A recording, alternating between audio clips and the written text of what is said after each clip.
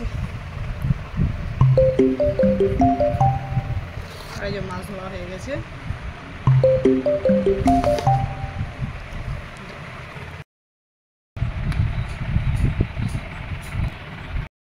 Hello guys, আসসালামু আলাইকুম and good morning. সবাই কেমন আছো? আশা করি সবাই ভালো আছো। তো বন্ধুরা, আজকে আমাদের ব্লগটা এখান থেকে চা থেকে শুরু হচ্ছে। তো প্রায় দিন তো আমরা চা থেকে ব্লগটা শুরু করি। আর আজকে মানে এখন ঘড়িতে বাজতে যায় 8:30 9টা। তো আজকে ঘরের সমস্ত কাজ পড়ে আছে, আর কেন পড়ে আছে সেটা তোমাদের সঙ্গে আমি বলে নেবো। তো আজকে আমাদের ঘরের কল খারাপ হয়ে গেছে। তো কল খারাপ হয়ে গেছে বলে এখনও আমরা কাজবাজ কিছু করিনি। তো আস্তে আস্তে সব কাজবাজ কিছু করে নেবো, তোমাদেরকে দেখাবো। আর কী কী কাজ পড়ে আছে সেটাও তোমাদেরকে দেখাবো। তো আর এত পরিমাণে গরম, আর প্রতিদিন এই মনে মনে ভাবি যে সকাল সকাল উঠবো, উঠে সব কাজ গুছাবো, কারণ এত পরিমাণে গরম পড়েছে। কিন্তু কী বলবো, এত সকালবেলা এত মর্নিংয়ে কী গরম লাগছে তোমরা দেখো, পুরো ঘেমে গেছি। তো এখন চা খেয়ে নিচ্ছি, খেয়ে টেয়ে এখন এখানে মাছ ফ্রিজ থেকে মাছ বার করে রেখেছি, সেটা তোমাদেরকে দেখাচ্ছি কী মাছ।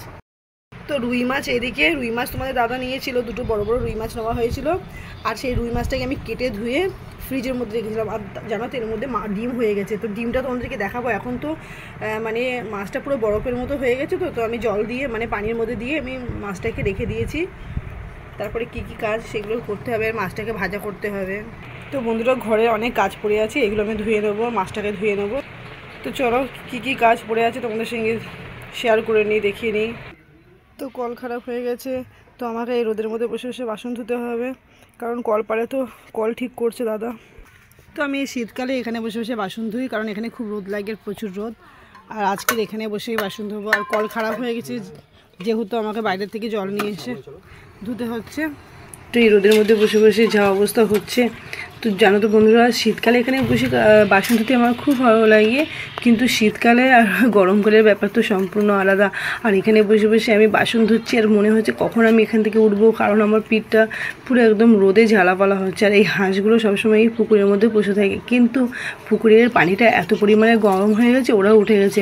তো এদিকে আমার কাজ হয়ে গেল। আর এটা আমার ঘরের ফ্রন্ট সাইড, মানে আমার বাপের বাড়ি। আমি বাপের বাড়িতে থাকি, যেহেতু আমার নিজের তো ঘর নাই।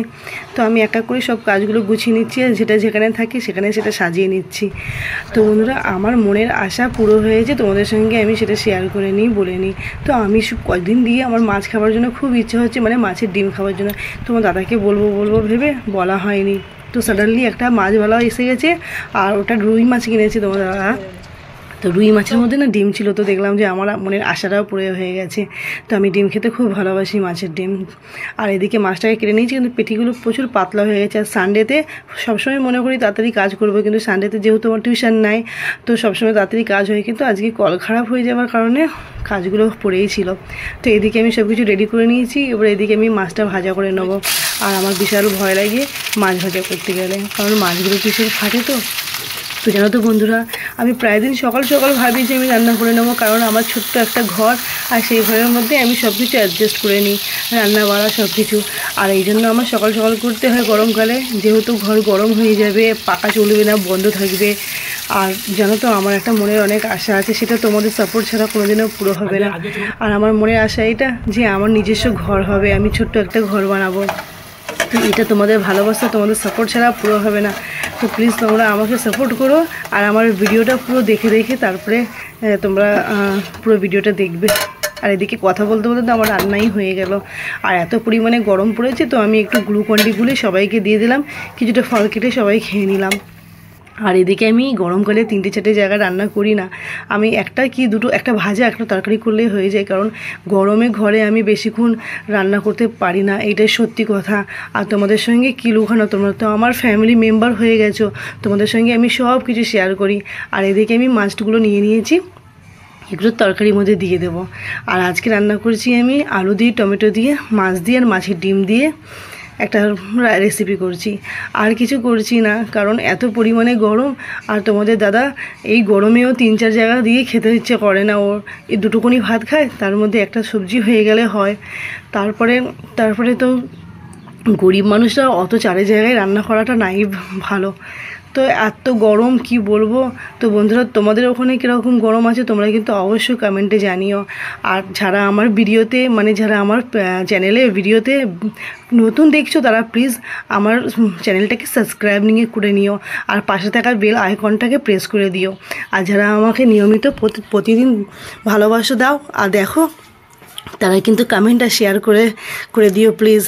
আর কি ভাবো যে আমি কি জানি না, তা আমি কি বলতো, আমি গরমে বেশি নানা জায়গায় হাজার জায়গায় রান্না করতে পারি না, খুব কষ্ট হয়। আর গরমে তো তোমাদেরকে কি বলবো, তো সব কাজ গুছানো হয়ে গেছে আর তোমাদের সঙ্গে দেখিয়ে নিয়েছি কি করছি। তো এখন গোসল করা বাকি আছে, কিছু কাপড় জামা কাছে বাকি আছে, সেগুলো কাজ করে নেব। আর এই গরমে কিছু করতে ভালো লাগছে না। তো এখন এত গরম আর গরমে মনে হচ্ছে যে খালি মানে ঠান্ডা জল খালি গায়ে ঢুকি। তো একদম ঠান্ডার মধ্যে কিছু মানে গরমের মধ্যে কিছু ভালো লাগছে না, কেমন যেন আমার হচ্ছে। তো বন্ধুরা তোমরা কিন্তু অবশ্যই জানিও তোমাদের গ্রামে তোমরা যেখানে থাকো, বাংলাদেশ গ্রামে আর কলকাতার যেখান থেকে আমার ভিডিও দেখো তোমরা, তোমাদের ওখানে কেমন ওয়েদার, কেমন মানে টেম্পারেচার কেমন, তোমরা প্লিজ কিন্তু কমেন্টে কিন্তু জানিও।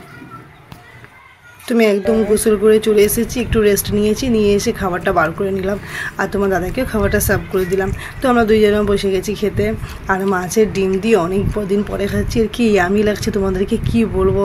তো বন্ধুরা তোমরা কিন্তু সবাই আমাকে প্লিজ সাপোর্ট করো, তোমাদের ভালোবাসার সাপোর্টই আমি অনেক দূরে যেতে পারবো। তো আজকের ভিডিও এই পর্যন্ত, এর পরের ভিডিওতে দেখা হবে। টাটা, আল্লাহ হাফেজ।